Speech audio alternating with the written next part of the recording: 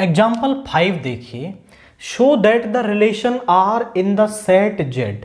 Are जो relation है वो इन द सेट जेड है, यानी R is from Z to Z defined है। और आर रिलेशन क्या है कि ए कॉमा बी जो ऑर्डर्ड पेयर है वो आर के अंदर तब होता है जब इन दोनों के डिफरेंस को जो 2 है वो डिवाइड करता है। डिवाइड करने का मतलब हम 2m लिख सकते हैं। 2 इसको डिवाइड कर रहा है m टाइम्स, रिमाइंडर आ रहा है 0। तो ये इक्विवेलेंस तब होगा जब ये रिफ्लेक्सिव हो, सिमेट्रिक हो एंड ट्रांजिटिव। ये तीनों अगर ये हो गया तो हम इसे कहेंगे कि ये आपका एक इक्विवेलेंस रिलेशन है। तो सबसे पहले हम रिफ्लेक्सिव के लिए करते हैं।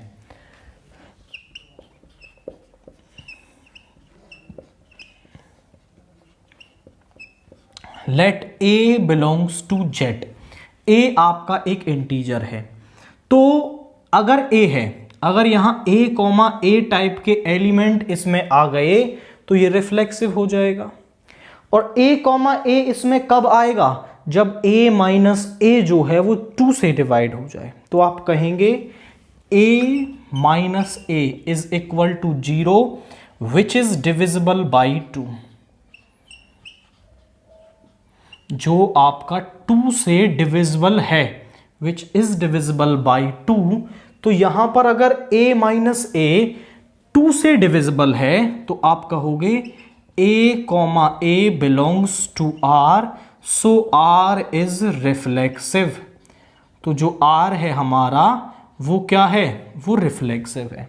अगर आपको डिविजिबल दिखाना है तो हम उसको ऐसे भी दिखा सकते हैं, जैसे 6 है, 6 को हमने 2 इंटू 3 लिख दिया, मतलब 2 का सम मल्टीपल लिख दिया, तो इसका मतलब है कि वो 2 से डिवाइड हो जाएगा। जैसे 4 है, 2 इंटू 2, 8 है, 2 इंटू 4। यानी अगर हमें 2 से डिविजिबल दिखाना है तो हम उसको 2 का सम मल्टीपल दिखा देंगे, तो हमारा वो जो है वो 2 से डिवाइड हो जाएगा। 4 सिमेट्रिक। सिमेट्रिक के लिए हम मान लेंगे let a comma b belongs to r, कि जो a कॉमा बी है वो कहां पर है आपका? वो r में है। तो a कॉमा बी के r में होने का मतलब है कि a minus b is equal to 2m। That is मतलब है कि यहां पे जो a माइनस बी है वो 2 से m टाइम्स डिवाइड है। यहां से हम कॉमन ले लेते हैं आपका माइनस, सो यहां हो जाएगा b minus a is equal to 2m। इसको इधर ले आते हैं, b minus a is equal to 2 into minus m।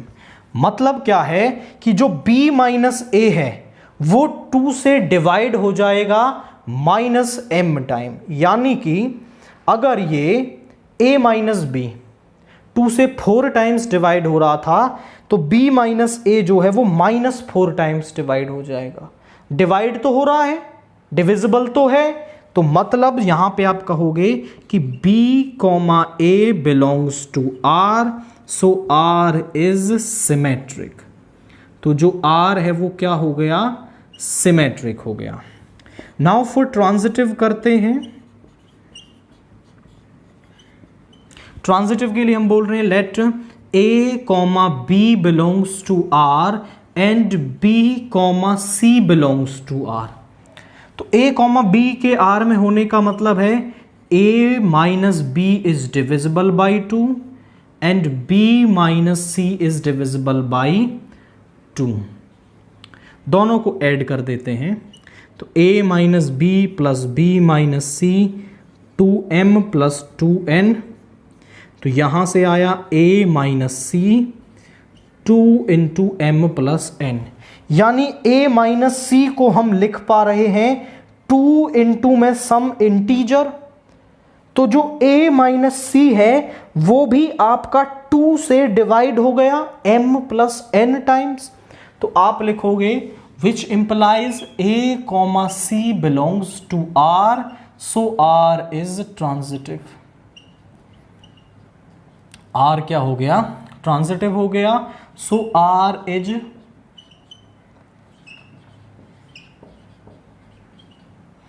N equivalence relation.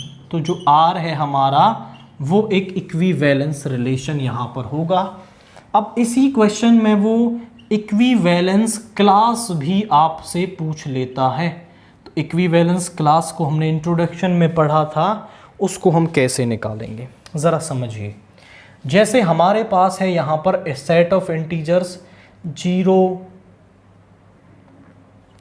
1 2 3 -1 -2 -3।